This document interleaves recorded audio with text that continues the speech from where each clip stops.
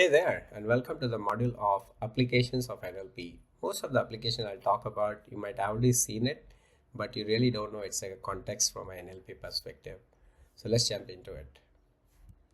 The very first application of NLP is in language detection and translation. If you look at Google Translate, this is a screenshot from the same. So it has detected the word hello as English. So that is called as language detection. So when you type something, it will detect what language you have typed, and then it's doing a translation to a French version of the same. So basically it is acting as a universal translator during your foreign travels. Like I use it a lot during my Europe trips. So a lot of people by skin, they look very English and British people, but they really don't speak English, so it's going to be hard for you guys. So Google Translate will really help you a lot. So this is one of the example of NLP. Second, a smart reply. Here is an email which is I picked up from my Gmail box, where Sanjeev is my partner. He expects me to go through something and give my thoughts around it. So if you notice, it has read the email and it's giving some smart reply option, like three options there. The first is, okay, I will check. Second, thanks, I will take a look. And third, okay, we'll do that. So it's already giving me smart reply option. I don't really have to click reply and type something. So if I'm okay with this, I can just click on this and I'm good. I'm sure you would have used this in your Gmail already. Third is voice assistant. So basically it's like talking to devices as if they were a people. Think of Alexa at your home. Is not a device but a human being. Just imagine or visualize yourself that's a human being, right? So what we do, normally you have your kid, you say, okay, can you play a music for me? Similarly, you're telling Alexa, can you play a music for me? It's like mimicking humans again, right? So, hey Siri, hey Alexa, all these are very good example of voice assistants, which are speech to text, and they actually do all the magic for you. Third is spell check. So spell check is also like a friend who corrects your text. So example here, you can notice I did type an email in Gmail and I said thank you for your email, and I by purpose did a mistake in spelling just to highlight you. So the honest spelling is wrong, so it's highlighting me that particular piece of word. So that is spell check for us. You would have seen many such examples in Microsoft Word. You get an suggestion for spell check. Similarly, today a lot of people use NLP in their Gmail inbox or many inboxes. You can look for this. Feeling stuck in your career?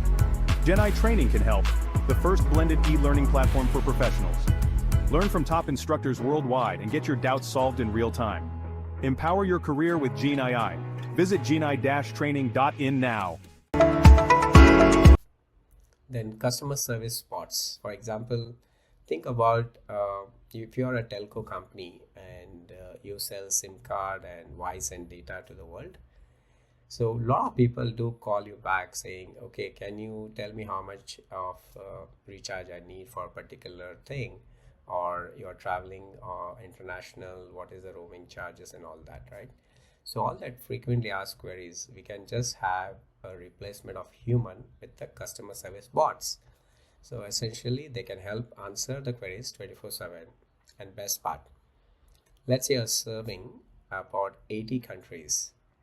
Now these bots can speak 80 languages, in fact more than 80. And the best part about this, you save cost.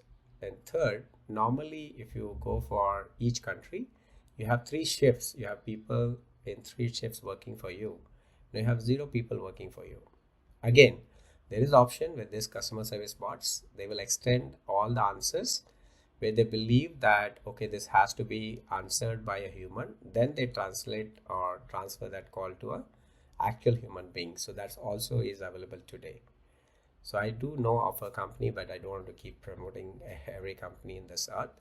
But yeah, there is solution available which can do a customer service bot for you.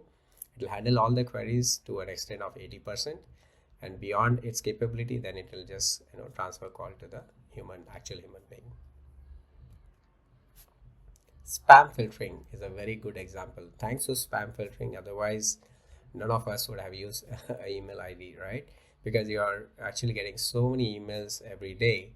So automatically we're going to classify the emails as spam or not spam. In fact, I have an NLP exercise for you where we are going to do this exactly live. You'll see how things work behind the scenes. So it will check for a keyword like you won a lottery and it'll mark as spam and gets to the spam inbox. And then anything which is like, can you review this email for me, or something official, it will say, okay, this looks good, and lands to the inbox. All right, so that brings us to the end of this module. So I do have a demo for you guys on spam email filtering. So which means you write a Python code where you use some NLP like this, which will decide which email is spam and which one is not a spam. All right then, thank you. I'll see you in the next demo.